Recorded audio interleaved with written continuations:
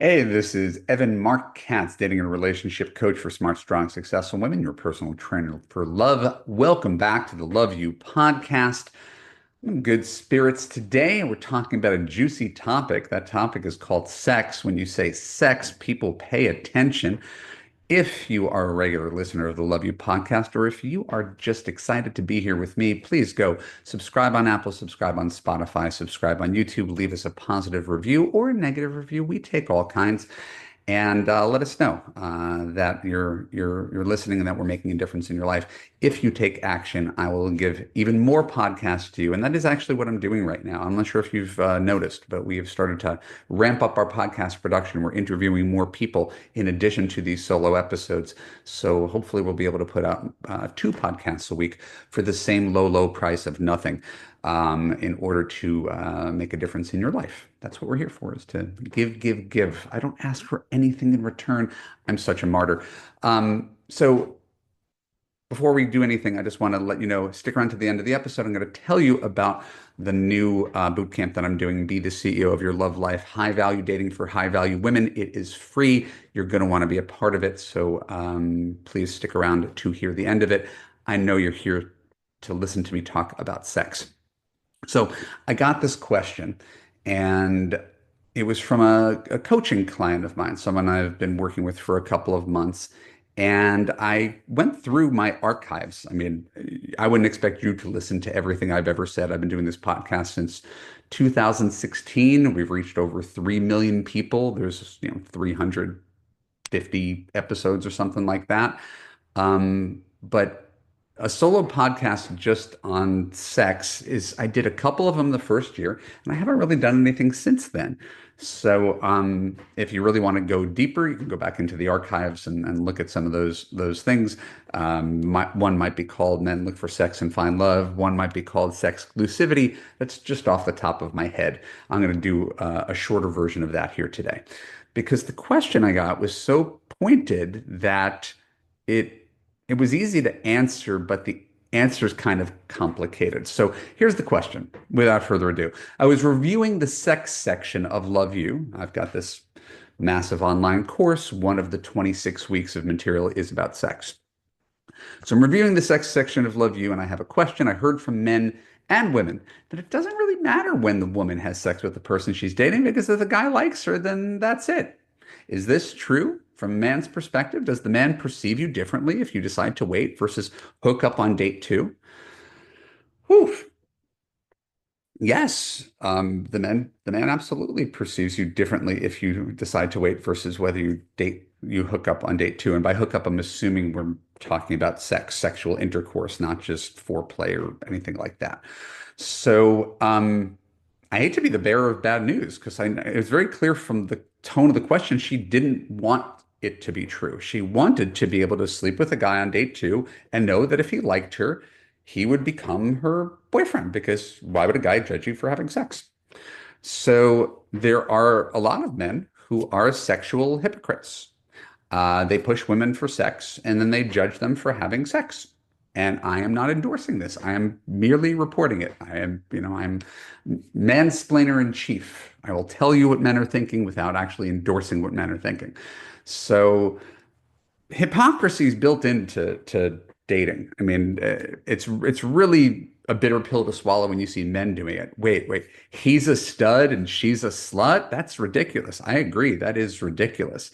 But women want sweet, sensitive men who are really attuned to their needs, and then she finds a guy who's sweet and sensitive and tuned to her needs, and she's like, "Oh my God, he's like a golden retriever. He's like a puppy dog. I'm not attracted to that guy." And then go for guys who are exciting, unpredictable, emotionally unavailable, never really let you know where you stand. We are all a mass of contradictions. So again, if I ever say something that sounds like tone deaf or doesn't feel right to you, it's okay. But I think it's important that we could have an authentic conversation about this. Part of men's hypocrisy is that they want women with the bedroom skills of a prostitute, but the body count of a virgin. That is nonsense. And again, I would never use the word body count if it didn't already exist in the zeitgeist because it sounds like a terrible word, right? And body count, for those who are not in the know, is how many people you slept with. So, you know, going away from my notes, just on a personal note, um, my wife and I don't know each other's body count. It's not something that we as adults saw any value in talking about. But suffice it to say that I was single, went on 300 dates between the ages of 25 and 35. Um, and so my number is my number. Don't ask, don't tell. And my wife candidly admitted to me that, as a good Catholic school girl, she really didn't have much experience. Serious boyfriends only, maybe four serious boyfriends and her first husband. And then after she got divorced, she slept her way around Europe. Sorry, honey, but it's public knowledge. And we talk about everything. So she slept her way around Europe. I never really asked what that meant. I didn't ask for specifics, but we're talking from a place of mature adults who are evolved enough to know that if you date only one person a year, right, like, let's do that as a hypothetical. You date one person a year, and this is now about body count and not about the original question, but I just wanted to go a little bit longer today. Um, if you date one person a year from the time you're 17 to the time you're 37, you've slept with 20 guys, right? That's not an unreasonable thing, and that's presuming that you're only with one person a year, which certainly for me, I very rarely had long-term relationships, which would make something like that impossible. So I think we really need to kind of get over some of the men need to get over some of the prudishness about women having these numbers. And if I were king and I were telling men, I would say, hey, you should not judge women who slip with as many people as you have. The reason I'm having this conversation with you is that I don't have that power, and men still do judge what comes too easily to them. Maybe the way women judge what comes too easily to them. If a guy's too eager and excited about you, it's like, oh my God, okay, needy stalker guy, right? And you don't value it as much. If you don't feel like you have to work for it, if it comes too easily to you, maybe that's how men view sex. And I'm not talking about all men, right? But definitely there's a cohort of guys who will try to get laid as quickly as possible, instant gratification, but will judge you for doing so. So my wife famously coined the term, men look for sex and find love. In the act of trying to get laid, guys will do everything they can to charm you, to get in your pants, and they don't know if they like you. They don't know if they want a future with you. They may or may not even be terribly attracted to you.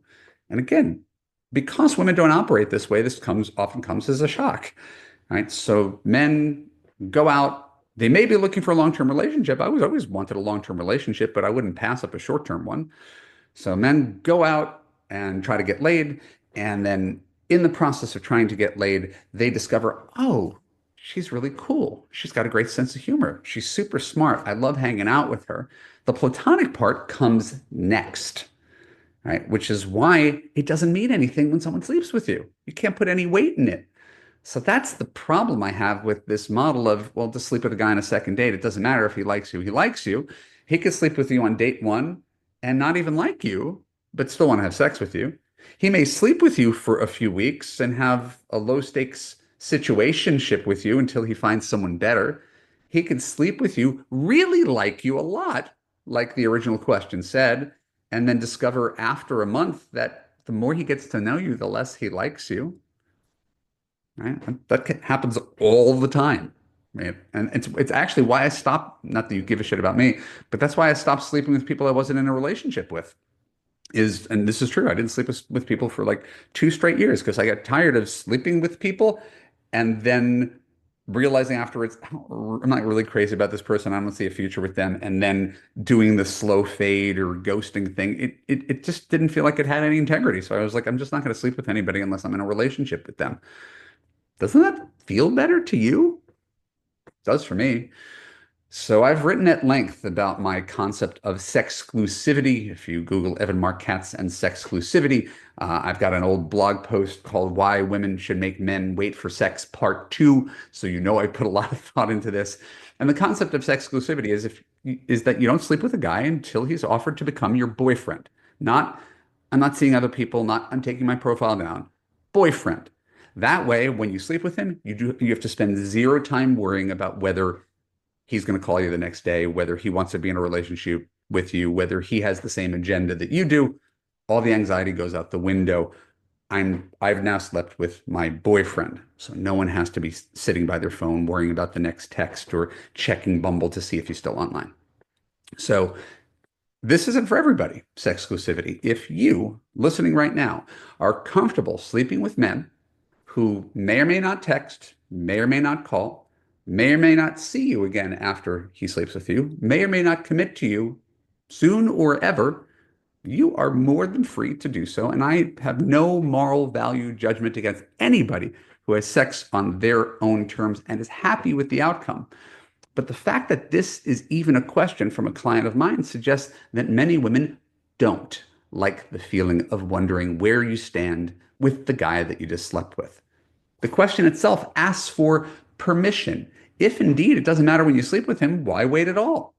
If he likes you, he's just going to keep sleeping with you, right? Eh, the truth is, a guy will sleep with just about anybody, right? Anybody he's remotely attracted to, if he's had a couple drinks and he's got nothing better going on in his life, and she's giving him the opportunity, he's going to say yes to that.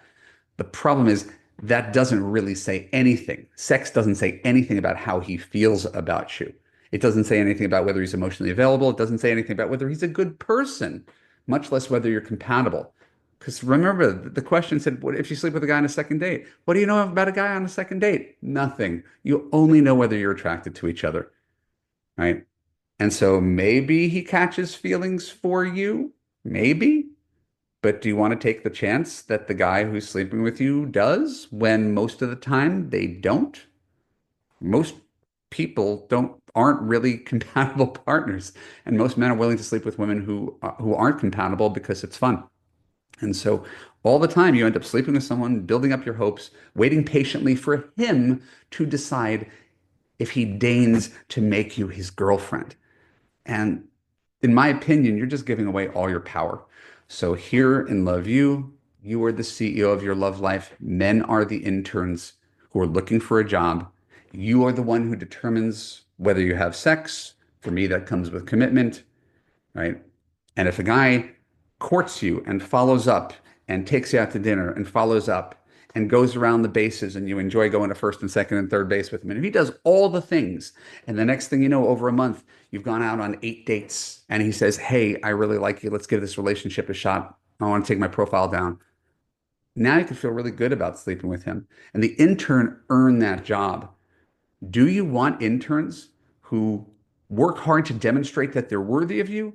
Or do you want to give every single intern the job? Or even worse, turn yourself into the intern where you're sitting around waiting for the guy you're sleeping with to acknowledge that you are worthy of being his girlfriend. I just don't like the dynamic at all.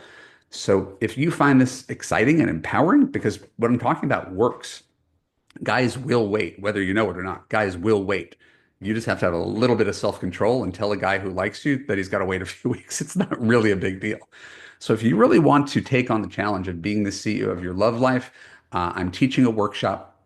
Go to evanmarckatz.com/workshop. It is called Be the CEO of Your Love Life, High Value Dating for High Value Women. 5 days of free videos and exercises. They'll be put on YouTube. They'll be put on Facebook. We'll be emailing you about them. And I'm going to show you how to take control of your love life, act from a place of confidence and abundance, learn to repel the time wasters, and attract high value men. If that sounds appealing to you, I really look forward to working closely with you and giving you some free stuff in my Be the CEO workshop, evanmarckatz.com/workshop. And if you don't want to just watch some videos on YouTube or go through a free workshop on Facebook, and you want to talk to me about how we could apply these concepts to your love life, and you could take power and control over your own destiny, and you can be the CEO, go to evanmarckatz.com/now. book a time, fill out a short application, and I look forward to talking to you, getting to know you better, and figuring out the right coaching package for you. Thank you for your time. I love you. I appreciate you. Don't forget to leave us a positive review. I'll talk to you next week. Bye bye.